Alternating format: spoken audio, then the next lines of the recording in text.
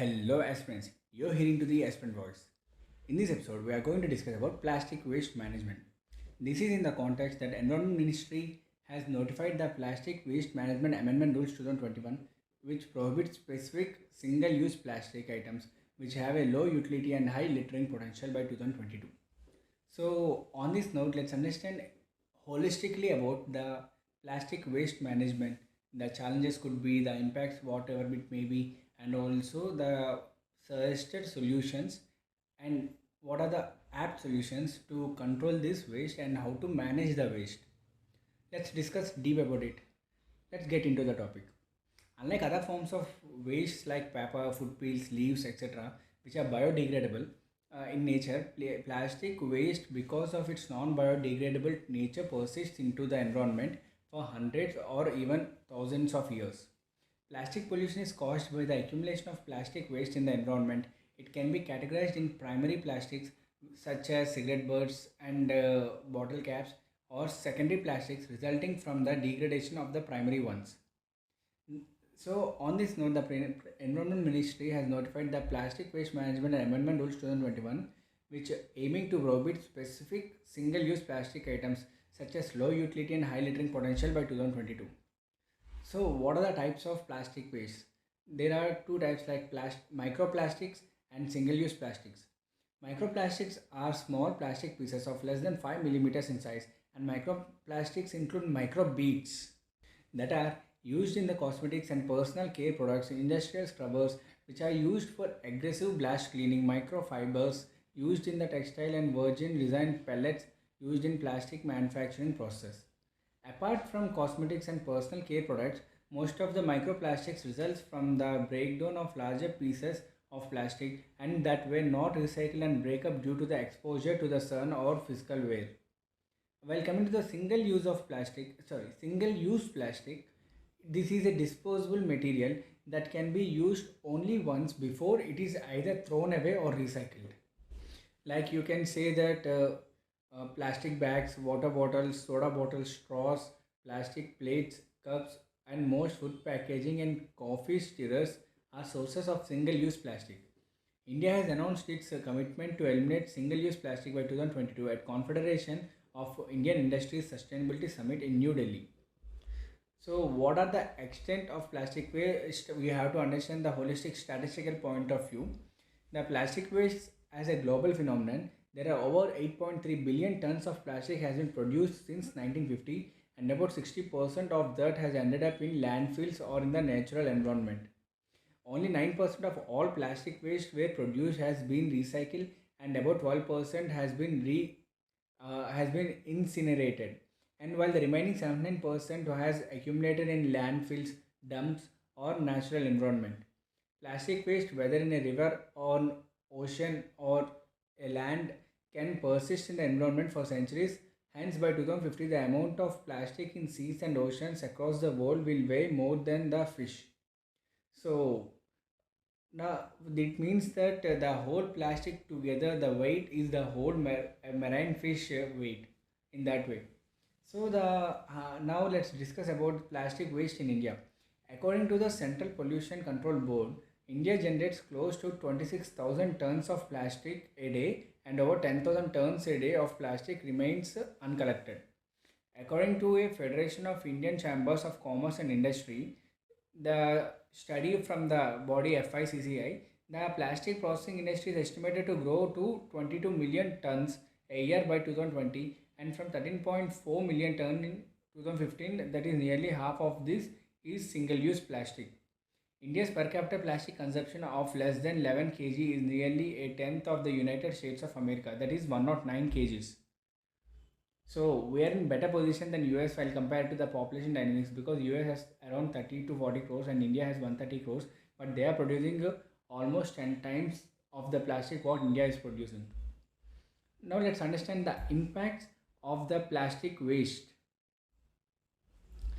While coming to this, we will understand about the impact like economic loss, implication for animals, because they will ingest digest the plastic, and this will upset their digestive system of the animals.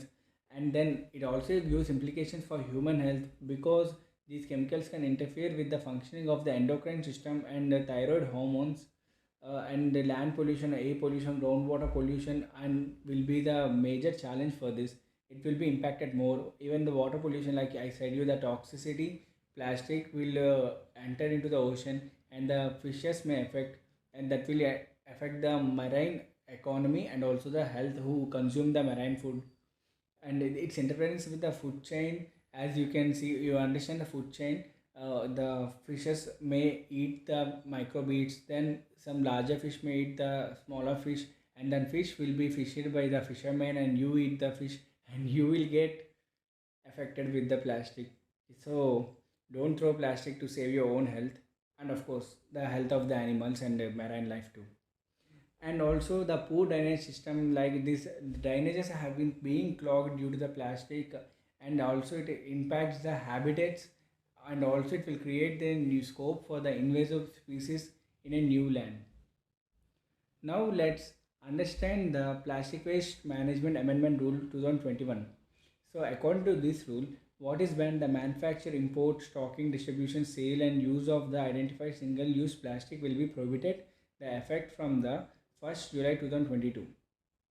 The ban will not apply to commodities made of compostable plastic, and for banning other plastic commodities in the future other than those that have been listed in this notification, the government has given industry 10 years from the date of notification for compliance. Currently, 50 microns will be increased to 75 microns from 30th September 2021 and to 120 microns from 31st December to 2022. This is the permitted thickness of the plastic bag.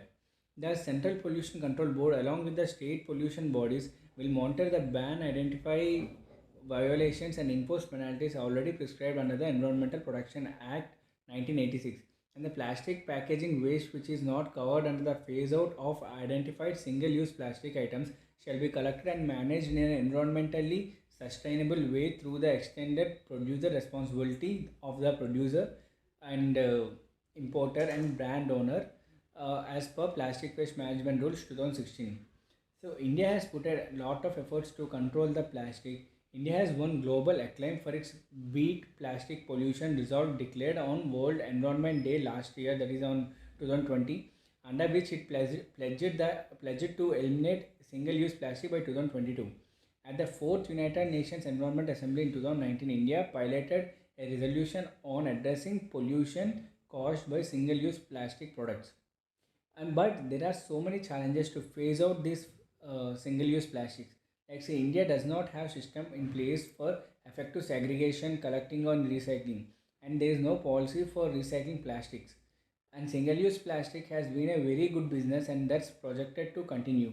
The economics favor more plastic production, and a significant amount ends up in rivers, oceans, and landfills, which are not recycled. And also trade bodies like All India Plastic Manufacturers Association recommends government to extend the deadline for phasing out single-use plastic products by a period of 1 year to 2023 because of challenges caused by the COVID. So we have to understand, we have to control the plastic waste, and we have to maintain, we have to motivate people to get recycle the plastic. The proper disposal should be there.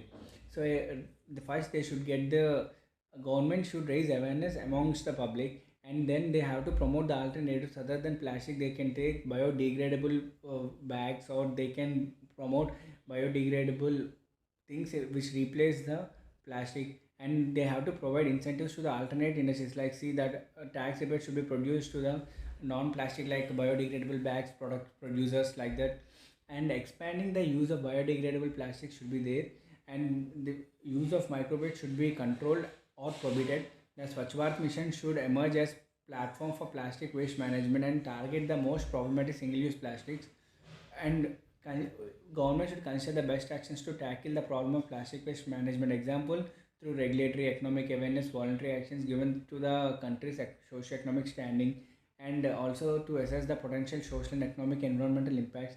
And also government have to identify the engaged key stakeholder groups, explain the decision and any punitive measures to them, and they have to use revenues that is collected from taxes or levies on single-use plastics to maximize the public good, and also they have to enforce the management measure effectively, and they have to monitor and adjust the plastic waste management measure if necessary, and update the public on progress.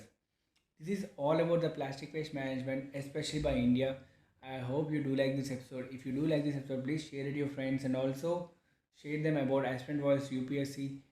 Here I'm providing the complex current affair in a simple way. You will get the notes on my website aspirantvoiceupsc.com. You can check it out there. The link will be given in the description. You're hearing to the Aspirant Voice, signing off.